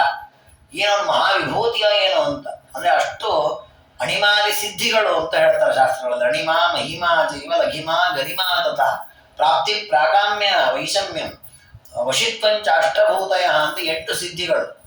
ಅಂದ್ರೆ ನಮ್ಮ ದೇಹವನ್ನ ಭಾರ ಇಲ್ಲದಂತೆ ಮಾಡಿಕೊಳ್ಳೋದು, ನಮ್ಮ ದೇಹ ಸಿಕ್ಕಾಪಟ್ಟೆ ಭಾರ ಆಗುವಂತೆ ಮಾಡೋದು, ಸಣ್ಣ ದೇಹ ತಗೊಳ್ಳೋದು, ದೊಡ್ಡ ದೇಹ ತಗೊಳ್ಳೋದು, ಇದು ಎಲ್ಲ ಸಿದ್ಧಿ. ಇದು ದೇಹವನ್ನೇ ನಾವು ವಶ ಮಾಡ್ಕೊಳ್ಬೇಕು. ಅದು ಸುಲಭವಾಗಿ ಬರಲ್ಲ. ನಾವು ಬಾಯಿಂದ ಅಂದ್ಬಿಡ್ಬೋದು, ಅದು ಮಾಡೋದು ಕಷ್ಟ ಇದೆ. ಆ ರೀತಿಯ ಸಿದ್ಧಿ ದೇವರಿಗಿದೆ. ಅವನು ಬೇಗನೆ ಅತ್ಯಂತ ಸಣ್ಣ ರೂಪದ ಇರ್ಕೊಳ್ತಾನೆ, ಬೇಗನೆ ಬಹಳ ಎತ್ತರದವನಾಗಿ ಬಿಡ್ತಾನೆ. ಹಾಗೆ ದೇವರು ಎಷ್ಟು ಮೇಲೆ ಕಟ್ಟಿದ್ರು ಕೂಡ ತಾನು ನಿಂತಲ್ಲಿಂದನೇ ತೆಗಿತಿದ್ದಂತ. ಅದಕ್ಕೆ ಗುಡಾಷ್ಟ ಮಹಾವಿಭೂತಿ ಅಂತ ಹೇಳ್ತಾರೆ. ನಮೆಷ್ಟು ರಾಮಾಕ್ ಸಮುದೇತಿ ವಕ್ರ ಕರಸ್ತನಸ್ತಾಡಯಿತುಂ ಯಶೋದೆ. ಇನ್ನೊಬ್ಬ ಗೋಪಿಕಾಸ್ತ್ರೀ ಹೇಳಿಲ್ಲಂತೆ, ನಮ್ಮನೆ ಕೃಷ್ಣ ಬಂದ, ಎಲ್ಲರೂ ಹೇಳಿದ್ರು ನನಗೆ ಕೃಷ್ಣ ಬಂದ ಹಾಲು ಬೆಣ್ಣೆ ಕದಿತಾನೆ, ಮನೆಯೆಲ್ಲ ಹಬ್ಬ ಮಾಡಿ ಹೋಗ್ತಾನೆ ಅಂತ. ನನಗೂ ಸಿಟ್ಟು ಬಂದ್ಬಿಟ್ಟಿತ್ತು. ಬರ್ಲಿ ಕೃಷ್ಣ ಸರಿಯಾಗಿ ಬೈದ್ ಬಿಡೋಣ ಅಂತ ಅನ್ಕೊಂಡೆ. ಅವನು ಬಂದು ಹಾಲು ಬೆಣ್ಣೆ ತಿಂತ ಇದ್ರೆ ನೋಡ್ತಾ ನಿಂತು ಬಿಟ್ಟಿನ ಬೈಲಿಕ್ಕೆ ಮನಸ್ಸೇ ಬರಲಿಲ್ಲ ಅಂತ ಹೇಳೋದು. ನನಗಿಷ್ಟುರವಾಗ ಸಮುದಾಯ ವಕ್ರ. ಮುಂಚೆ ಎಷ್ಟು ಪ್ಲಾನ್ ಮಾಡಿ 10 ಬಾರಿ ಭಯಪಟ ಮಾಡಿಟ್ಟಿದ್ದೆ ಭಾಷಣ, ಬಯೋ ಭಾಷಣ. ಬಾಯಿಂದ ಒಂದು ಅಕ್ಷರ ಬರ್ತಾ ಇಲ್ಲ. ಕರಶ್ಚನ ಸ್ನಾಡಿ ಕೈ ಎತ್ತತಾ ಇದ್ದೇನೆ, ಹೊಡಿಲಿಕ್ಕೆ ಮನಸ್ಸೇ ಬರ್ತಾರೆ, ಹೊಡಿಲಿಕ್ಕೆ ಅಂತ ಅನಿಸ್ತಾ ಇಲ್ಲ. ಅದಕ್ಕೆ ಅವಳಲ್ಲಂತೆ ಧ್ರುವಂ ಸುಧಸ್ತೆ ಜಗತಾಂನಿ ಅಂತ. ಈ ನಮ್ಮನ್ನೆಲ್ಲ ವಶ ಮಾಡಿ ನಮ್ಮ ಅಂತರಂಗವನ್ನು ಹೇಗೆ ಏನು ಬೇಕಾಗಿ ಪ್ರೇರಣೆ ಮಾಡೋ ಸ್ವಾಮಿಯ ಇವನು ಅಂತ. ಅದು ಸ್ವಾಮಿನೇ ಅವನು. ಯಾಕೆ ಜಗತಾಂನಿ ಅಂತ, ಜಗತ್ತಿನ ನಾಥನೇ ಪರಮಾತ್ಮ. ಅದರಿಂದ ಈ ರೀತಿ ಪರಮಾತ್ಮ ನಾನಾ ವಿಧವಾದ ರೀತಿಯ ಲೀಲೆಗಳನ್ನು ಮಾಡ್ತಾ ಇದ್ದಾನೆ. ನಾವು ಬಾಗಿಲ ಹಾಕಿ ಕವಾಟ ಮಾಶು ಎಲ್ಲ ಬಂಧನ ಮಾಡಿ ಒಳಗಿಟ್ಟರೆ ಒಳಗಿರೋದನ್ನೇ ತೆಗೆದು ತಿನ್ಲಿಕ್ಕೆ ಸಮರ್ಥನಾದವನು. ಇಂತಹ ಕೃಷ್ಣನನ್ನು ಏನು ಮಾಡೋದಮ್ಮ? ವೃದ್ಧ ಪಾಠಯಿತುಂಚ ತದ್ ವಿಟಪಿನೋ ಕಿಂ ದೇವಿ ಕುರುಮೋ ವಯಂ. ಇನ್ನೊಬ್ಬ ಗೋಪಿಕಾಸ್ತ್ರ ಹೇಳಿಲ್ಲಂತೆ, ನಾನು ಕೃಷ್ಣ ಬೆಣ್ಣೆ ಕಲಿತಾ ಇದ್ದ, ಇದನ್ನ ಅವರಮ್ಮಗೆ ಹೇಳಿದ್ರೆ ನಂಬಲ್ಲ ಯಶೋಧಾದೇವಿ, ಅದಕ್ಕೆ ಅವಳು ನಂಬಿಸ್ಬೇಕು ಅಂತ ಹೇಳಿ ಕೃಷ್ಣನ ಕೈಗೆ ಬೆಣ್ಣೆ ಅಂಟಿರ್ಬೇಕು, ಮುಖಕ್ಕೆ ಬೆಣ್ಣೆ ಹತ್ತಿರ್ಬೇಕು, ಹಾಗೆ ಬೆಣ್ಣೆ ಹಣ್ಣಾಗ ಹಿಡ್ಕೊಂಡ್ ಬಂದ್ಬಿಡೋಣ ಅಂತ ಹಿಡ್ಕೊಂಡು ಹೊರಟಿಲ್ಲ. ಕೃಷ್ಣ ಹೇಳಿದಂತೆ ಬೇಡ ಅಂತ ಹೇಳಿದಂತೆ. ಅಮ್ಮಂಗೆಲ್ಲ ತಗೊಂಡು ಕಂಪ್ಲೇಂಟ್ ಹೇಳೋದು ಬೇಡ, ಇಲ್ಲೇ ಮುಗಿಸ್ಬಿಡೋಣ ಅಂತ. ಇಲ್ಲ ಇಲ್ಲ, ನೀನ್ ಸರಿಯಾಗಿ ಶಾಸನ ಮಾಡ್ಬೇಕು ಅಂತ ಹೇಳ್ಕೊಂಡು ಹೋಗ್ತಾ ಇದ್ದಾಳೆ. ಹೋಗ್ಲ ಯಶೋಧೇವಿ ಹತ್ರ ಹೋಗಿ ಕರ್ಕೊಂಡು ಹೋಗಿ ಹೇಳಿದ್ರು, ನೋಡು ನಿನ್ನ ಮಗ ಯಾವತ್ತೂ ಒಳ್ಳೆಯವನು ಅಂತಂತೀಯಾ, ಅವ್ನು ಬೆಣ್ಣೆ ಗಿಣ್ಣೆ ತಿಂದಿರೋದೆಲ್ಲ ಮುಖಕ್ಕೆ ಬೆತ್ತಲ್ಲ ಕರ್ಕೊಂಬಂದೆ ನೋಡು ಅಂತ. ಯಶೋಧಾದೇವಿ ಅಂತೆ, ನೀನ್ ನೋಡೋದಲ್ಲ ಸರಿಯಾಗಿ, ಅದು ನಿನ್ನ ಮಗನ ಕರ್ಕೊಂಡ್ ಬಂದಿದ್ದೀನಿ, ನನ್ನ ಮಗ ಅಲ್ಲ ಅಂತ. ಅದಕ್ಕೆ ಅಯ್ಯೋ ಹೌದಲ್ಲ, ಬಹಳ ಮುಖ ಅಸಹ್ಯ ಆಯ್ತು ಅಂತ ಛೇ ಎಂತದ್ದಾಯ್ತು ಅವಮಾನ ಅಂತ ಹೇಳಿ ಕೃಷ್ಣನ ತನ್ನ ಮಗನ ಕರ್ಕೊಂಡು ವಾಪಸ್ ಮನೆಗೆ ಹೊರಟ್ಲಂತ. ಮನೆ ಹತ್ರ ಬರೋತಿ ಮತ್ತೆ ಕೃಷ್ಣನೇ ನನ್ನ ಕೈ. ಕೃಷ್ಣ ಹೇಳಿಲ್ಲ ಅಂತೆ, ನೋಡೋ ನಿನಗೆ ಮುಂಚೆ ಹೇಳಿದೆ ನನ್ನನ್ನು ಕರ್ಕೊಂಡು ಹೋಗೋದು ಬೇಡ, ಇಲ್ಲೇ ಮುಗಿಸ್ಬಿಡೋಣ ಅಂತ. ಕೇಳಲಿಲ್ಲ. ನೀನ್ ಇನ್ನೊಮ್ಮೆ ಏನಾದ್ರು ಇದೇ ರೀತಿ ಕರ್ಕೊಂಡು ಹೋದ್ರೆ ಈ ಸಲ ನಿನ್ನ ಮಗ ಹಾಕಿದೀನಿ, ಮುಂದಿನ ಸಲ ನಿನ್ ಗಂಡ ಹಾಕ್ತೀನಿ. ಬೇಡವೇ ಬೇಡ ಕೃಷ್ಣ, ಯಾವಾಗ ಬೇಕಾದ್ರೆ ಬೆಣ್ಣೆ ತಿನ್ಕೊಂಡು ಹೋಗೋದು ಅಂದ್ರೆ ಅಷ್ಟು ಕೃಷ್ಣ ಪರಮಾತ್ಮ ಗೋಪಿಕಾಸ್ತ್ರೀಯರ ಮನಸ್ಸನ್ನ, ಅವರ ಸಾಧನೆಯನ್ನ ಮಾಡಿಸ್ಲಿಕ್ಕೋಸ್ಕರ ಆಕರ್ಷಿಸಿದ್ದಾನೆ. ಬಹಳಷ್ಟು ಲೀಲೆಗಳನ್ನ ಕೃಷ್ಣ ಪರಮಾತ್ಮ ಮಾಡಿದ್ದಾನೆ. ಅದು ಎಷ್ಟು ಪ್ರಭಾವ ಬೀರಿತು ಆ ಗೋಪಿಕಾಸ್ತ್ರೀಯರಿಗೆ ಅಂದ್ರೆ ಒಂದು ಕ್ಷಣವೂ ಕೃಷ್ಣನ್ ಬಿಡ್ಲಿಕ್ಕೆ ಮನಸ್ಸೇ ಆಗಲಿಲ್ಲ ಅವರಿಗೆ. ಆದ್ರೆ ಅದು ಶಾಸ್ತ್ರ ಹೇಳುತ್ತದೆ, ಪ್ರಭಾವಕ್ಕಿಂತ ಭಕ್ತಿಗೆ ಅದು ಕಾರಣ ಆಗ್ಬೇಕು. ಕೆಲವೊಮ್ಮೆ ನಮಗೆ ದೇವರು, ದೇವಸ್ಥಾನ, ಮಠ, ಮಂದಿರ, ಶಾಸ್ತ್ರ ಇವೆಲ್ಲ ಆಕರ್ಷಣೆ ಆಗತ್ತೆ. ಆಕರ್ಷಣೆ ಮೊದಲ ಭಾಗ ಆಗ್ಬೇಕು, ಅದೇ ಜೀವನ ಆಗ್ಬಾರ್ದು. ಮೊದಲು ಅದನ್ನ ನೋಡಿ ಆಕರ್ಷಿತರಾಗ್ತೇವೆ, ಅಲ್ಲಿ ಹೋಗ್ತೇವೆ. ಆಮೇಲೆ ಮಹಿಮಾ ತಿಳ್ಕೊಳ್ಬೇಕು. ಮಹಿಮಾ ತಿಳ್ಕೊಂಡು ನಾವು ಧ್ಯಾನ ಮಾಡುವ ಹಂತಕ್ಕೆ ತಲುಪಬೇಕು. ಅಲ್ಲಿ ಬರೀ ಆಕರ್ಷಣೆಯಲ್ಲಿ ಮುಳುಗಿಬಿಟ್ರು ಅವರು ಗೋಪಿಕಾಸ್ತ್ರೀಯರು. ಅಂದ್ರೆ ಕೃಷ್ಣನ ಜೊತೆಗೆ ಇರೋದೊಂದು ಆನಂದ ಸತ್ಯ. ಹಾಗಂತ ಅವ್ನ ಬಗ್ಗೆ ತಿಳ್ಕೊಂಡು ಅವನು ಧ್ಯಾನ ಮಾಡಿ ಅದಕ್ಕೆ ಬೇಕಾದ ಅದನ್ನ ಮಾಡ್ಲಿಲ್ಲ ಅವರು. ಕೃಷ್ಣ ಬರ್ಬೇಕು ಮನೆಗೆ, ಕೃಷ್ಣ ಹತ್ರ ಮಾತಾಡ್ಬೇಕು, ಕೃಷ್ಣ ಹತ್ರ ಯಾರಕ್ಕೆ ಇಷ್ಟಲ್ಲೇ ಇದ್ಬಿಟ್ರೆ ಅದಕ್ಕೆ ದೇವರು ಏನ್ ಮಾಡಿದ, ದೀರ್ಘವಾಗಿ ತನ್ನ ದರ್ಶನವನ್ನ ಕೊಟ್ಟ ಅವ್ರಿಗೆ.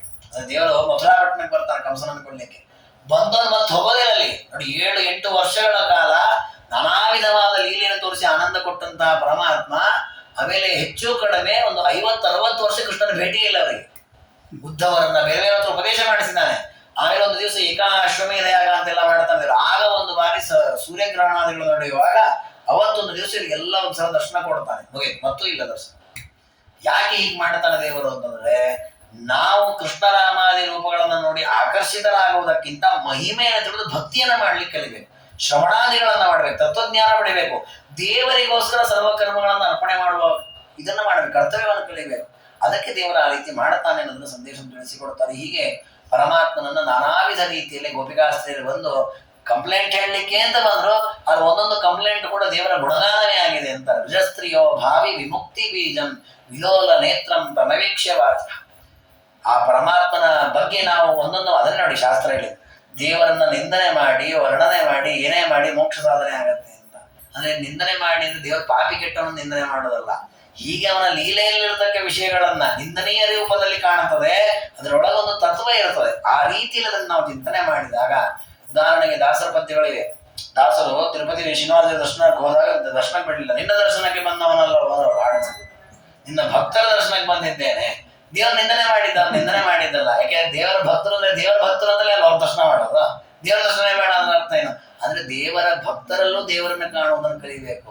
ಅದ್ರ ಮೇಲ್ನೋಟ ದೇವರ ನಿಂದನೆ ಮಾಡಿದಂತೆ ಕಾಣುತ್ತೆ, ನಿಂದನೆ ಮಾಡ್ತಾ ಇಲ್ಲ ಅವರು. ಹಾಗಾಗಿ ಆ ರೀತಿಯಲ್ಲಿ ಕೆಲವೊಮ್ಮೆ ನಿಂದನೆ ಮಾಡಿದಂತೆ ಕಾಣುತ್ತದೆ, ದೇವರ ಗುಣಗಾನವೇ ಇರ್ತದಲ್ಲ, ಅಂತಹ ನಿಂದನೆಗೆ ದೇವರು ಸಂತುಷ್ಟನಾಗ್ತದೆ. ಅದು ಬಿಟ್ಟು ದೇವರ ನಿಂದನೆ ಮಾಡಬೇಕು ಅಂದ್ರೆ ಸಂಕಲ್ಪ ಮಾಡಿ ನಿಂದನೆ ಮಾಡಿದ್ರೆ ದೇವರು ಅದಕ್ಕೆ ಒಲಿಯೋದಿಲ್ಲ ಅಂತೂ. ಹೀಗೆ ಅವರೆಲ್ಲ ಪರಮಾತ್ಮನನ್ನ ಸ್ತೋತ್ರ ಮಾಡಿದ್ರು. ಆ ಎಲ್ಲ ಸ್ತೋತ್ರವನ್ನು ಯಶೋಧಾದೇವಿ ಕೇಳಿಲ್ಲ, ಅವ್ರು ವಾಪಸ್ ಹೋದ್ರು. ಕೃಷ್ಣ ಪರಮಾತ್ಮ ಆಟ ಮಾಡ್ತಾ ಇದ್ದವನು ಸಮ ಮಮೈಷ ಮೃದತೀವ ಶಂಸನ್ ಮೃದಂ ಜಗಾಸ ಸ್ವವಶೋಖಿಲೇಶ. ಮನೆ ಎದುರಿಗೆ ಅಂಗಳದಲ್ಲಿ ಆಡ್ತಾ ಆಡ್ತಾ ಮಣ್ಣು ತಿಂದಂತೆ ಕೃಷ್ಣ ಪರಮಾತ್ಮ. ಹೋಗಿ ಅದನ್ನು ಬಲರಾಮದೇವರು ಹೇಳಿದ್ರು, ಅಮ್ಮ ಕೃಷ್ಣ ಮಣ್ಣು ತಿಂದಿದ್ದಾನೆ. ದೇವರು ಯಾಕೆ ಮಣ್ಣು ತಿಂದ? ಹೊಸ ದೇವರು ಮಣ್ಣು ತಿಂದ, ಆಮೇಲೆ ಬಾಯಿಗೆ ಬ್ರಹ್ಮಾಂಡವನ್ನು ತೋರಿಸಿದ, ಅದೆಲ್ಲ ಮುಂದೆ ಬರ್ತದೆ. ಅದು ಮಣ್ಣು ತಿಂದ ಯಾಕೆ? ರಾಜರು ಹೇಳ್ತಾರೆ, ಇಷ್ಟೊತ್ತು ಬಂದು ಆ ಗೋಪಿಕಾಸ್ತ್ರೀ ಕಂಪ್ಲೇಂಟ್ ಹೇಳಿಲ್ಲ, ಹಾಲು ತಿಂತಾನೆ, ಮೊಸರು ತಿಂತಾನೆ, ಬೆಣ್ಣೆ ತಿಂತಾನೆ ಅಂತ. ಆ ಹಾಲು ಮೊಸರು ಬೆಣ್ಣೆಗೂ ಈ ಮಣ್ಣಿಗೂ ಏನು ವ್ಯತ್ಯಾಸ ಇಲ್ಲ ನನಗೆ, ಎಲ್ಲವೂ ನನಗಷ್ಟೇ. ಎಲ್ಲವೂ ನನ್ನ ಸೃಷ್ಟಿಯಲ್ಲಿರುವ ಪದಾರ್ಥಗಳು ಬಿಟ್ರೆ ಇದು ಬಹಳ ಸುಖ ಕೊಡುತ್ತೆ, ಇದು ದುಃಖ ಕೊಡುತ್ತೆ, ಇದು ರುಚಿ ಇದೆ, ಇದು ರುಚಿ ಇಲ್ಲ ಅನ್ನೋ ಅಭಿಮಾನವೇ ನನಗಿಲ್ಲ. ಅಭಿಮಾನ ಇದ್ದಾಗ ಕಳ್ಳರಾಗ್ತದೆ, ಅಭಿಮಾನ ಇಲ್ಲ ಅಂದ್ರೆ ನಾವು ಕಳ್ಳರು ಆಗೋದಿಲ್ಲ, ದೋಷಿಗಳಾಗಲ್ಲ. ಹಾಗೆ ದೇವರಿಗೆ ಯಾವ ಚೌರ್ಯಾದಿ ದೋಷವೂ ಇಲ್ಲ ಅಂತ ತೋರಿಸ್ಬೇಕು. ಅದಕ್ಕೆ ದೇವರೇನ್ ಮಾಡಿದ, ನವನೀತ ಮುಖ್ಯ ಈ ಸಮಾಮೈಷಾಮೃತತೀವ, ಬೆಣ್ಣೆ ಹಾಲು ತುಪ್ಪಾದಿಗಳಿಗೂ ಮಣ್ಣಿಗೂ ಯಾವ ವ್ಯತ್ಯಾಸವೂ ಇಲ್ಲ, ಎಲ್ಲವೂ ಕೂಡ ನನಗೆ ಅಪೇಕ್ಷಿತವಾದದ್ದೇ ಅಲ್ಲ. ಅವರವರ ಪದಾರ್ಥಗಳ ಸಾಧನೆಗೆ ಅದನ್ನು ಸ್ವೀಕಾರ ಮಾಡ್ತೀನಿ ಎಂದು ತೋರಿಸ್ಲಿಕ್ಕೆ ಮಣ್ಣನ್ನು ಸ್ವೀಕಾರ ಮಾಡಿದ. ಮಸ್ನಾಂ ಕಿಲಾದ ವಸುದೇವ ಸೋನರ್ ನಾತ್ರಾಸ್ತಿ ಚೋರತ್ವಂ ಇತಿ ಇವ ಅನ್ನಂ. ಪರಮಾತ್ಮ ತಾನು ಜಗತ್ತಲ್ಲಿ ಅನೇಕ ಕಡೆಗಳಲ್ಲಿ ನವನೀತ ಚೋರ ಅಂತ ಪ್ರಸಿದ್ಧನಾಗಿದ್ದಾನೆ. ಹಾಗೆ ಪ್ರಸಿದ್ಧನಾಗಿದ್ದಾನೆ ದೇವರು ಕಳ್ಳ ಅಲ್ಲ. ಯಾಕೆ ಅಂದ್ರೆ ದೇವರ ಆ ಎಲ್ಲ ಗೋಪಿಕಾ ಸ್ತ್ರೀಯರ ಎದುರಿಗೆ ಬೆಣ್ಣೆ ತಿಂತಾ ಇದ್ದಂತೆ. ಅವರೆಲ್ಲ ಎಲ್ಲೋ ಹೋದ್ರೆ ಮುಸುಗಾಕೊಂಡು ತಿಂದದ್ದಲ್ಲ. ಹಂಗಾಗಿ ಪರಮ ಕಳ್ಳರು ಏನ್ ಮಾಡ್ತಾರೆ, ಎಲ್ಲ ಕಲ್ಕೊಂಡು ಹೋಗಿ ತಿಂತಾರೆ. ಇವನು ಹಾಗಲ್ಲ, ದೇವರ ಎದುರಿಗೆ ತಿಂದಿದ್ದಾನೆ, ಹಾಗೆ ದೇವರು ಕಳ್ಳ ಅಲ್ಲ ಅಂತ. ಹಾಗೆ ಮಣ್ಣನ್ನು ಕೂಡ ಎಲ್ಲ ಮಕ್ಕಳು ಆಡುವಾಗ ಅವರ ಎದುರಿಗೆ ತಾನು ತಿಂದಿದ್ದಾನೆ. ಪ್ರದರ್ಶಯಾಮಾಸ ಕಿಲಾಸ್ಯ ದೇಶೆ. ಆಗ ತಾಯಿ ಬಂದು ನೋಡಿದ್ಲು, ಏನೋ ಕೃಷ್ಣ ಮಣ್ಣು ತಿಂತಾ ಇದ್ದೇನೋ ಅಂತ. ಇಲ್ಲಮ್ಮ ಅಂದ. ತೆಗಿಬಾಯಿ ಅಂತ ತೆಗೆದ್ರೆ ನೋಡ್ತಾಳೆ, ಇಡೀ ಬ್ರಹ್ಮಾಂಡವನ್ನು ತೋರಿಸ್ತಾನೆ. ಹಾಸ್ಯ ದೇಶೆ ಜಗಂತಿ, ಇಡೀ ಬ್ರಹ್ಮಾಂಡವನ್ನು ತೋರಿಸಿದ್ದಾನೆ.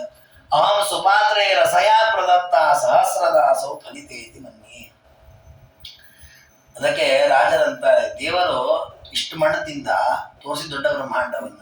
ಅಂದ್ರೆ ಏನು ಅಂದ್ರೆ ದೇವರಿಗೆ ನಾವೇನು ಕೊಡ್ತೇವೆ ಅದು ಬ್ರಹ್ಮಾಂಡ ಆಗತ್ತೆ ಅಂತ. ದೇವರಿಗೆ ಭೂಮಿ ಒಂದು ಸಣ್ಣ ಮಣ್ಣು ಕೊಡ್ತು, ಅದು ದೊಡ್ಡ ಬ್ರಹ್ಮಾಂಡವಾಯಿತು ಪರಮಾತ್ಮನ ಬಾಯಿ. ಹಾಗೆ ನಾವು ದೇವರಿಗೆ 1 ತುಳಸಿ ಕೊಟ್ರೆ 100 ತುಳಸಿ ಕೊಡ್ತಾನೆ ದೇವರು. ದೇವರಿಗೆ ನಾವು ಬಂಗಾರ 1 ಗ್ರಾಮ್ ಕೊಟ್ರೆ 100 ಗ್ರಾಮ್ ನಮಗೆ ಕೊಡ್ತಾನೆ. ಹಾಗೆ ನಾವು ಎಷ್ಟು ದೇವರಿಗೆ ಅರ್ಪಣೆ ಮಾಡ್ತೇವೆ ಅದನ್ನೇ ದಾಸನಿದೆ, ಕೊಟ್ಟದ ಅನಂತ ಮಡಿ ಮಾಡಿ, ಅನಂತ ಪಟ್ಟು ಮಾಡಿ ನಮಗೆ ಕೊಡ್ತಾನೆ. ಅದನ್ನು ಸೂಚನೆ ಮಾಡಲಿಕ್ಕೆ ದೇವರು ಆ ರೀತಿ ಬ್ರಹ್ಮಾಂಡವನ್ನು ತಾಯಿಗೆ ತೋರಿಸಿದ್ದಾನೆ. ಹೀಗೆ 2 ಬಾರಿ ಯಶೋಧಾದೇವಿ ಪರಮಾತ್ಮನ ಬಾಯಿಯಲ್ಲಿ ಬ್ರಹ್ಮಾಂಡವನ್ನು ನೋಡಿ ಸಂತೋಷಪಟ್ಟವರು. ಈ ರೀತಿಯಲ್ಲಿ ಅನೇಕ ರೀತಿಯ ಲೀಲೆಗಳನ್ನು ಮಾಡ್ತಾ ಪರಮಾತ್ಮ ಆನಂದವನ್ನುಂಟು ಮಾಡ್ತಾ ಇದ್ದಾನೆ. ಇಂತಹ ಪರಮಾತ್ಮ ತಾನು ತಾಯಿಗೆ ವಿಶೇಷವಾಗಿ ಯಶೋಧಾದೇವಿಗೆ ಅನುಗ್ರಹ ಮಾಡಿದ ಲೀಲೆಯನ್ನು ಮುಂದೆ ವರ್ಣನೆ ಮಾಡುತ್ತಾರೆ. ಅದನ್ನ ಮತ್ತೆ ನಾಳೆ ದಿನ ತಿಳಿದುಕೊಳ್ಳೋಣ ಅಂತ ಹೇಳ್ತಾ ಇವತ್ತಿನ ಈ ಚಿಂತನೆಯನ್ನ ಗುರುಗಳ ಅಂತರ್ಯಾಮಿ ಮಧ್ವತಿ ಗೋಪಾಲಕೃಷ್ಣನ ಪಾದಾರವಿಂದಗಳಲ್ಲಿ ಸಮರ್ಪಣೆ ಮಾಡೋಣ. ಸರ್ವಗುಣ ಸಂಪೂರ್ಣ ಸರ್ವದೋಷ ವಿವರ್ಜಿತ ಪ್ರಿಯತಾಂ ಪ್ರೀತಯೇವಾಲಂ ವಿಷ್ಣುರ್ಮೇ ಪರಮಸ್ತು.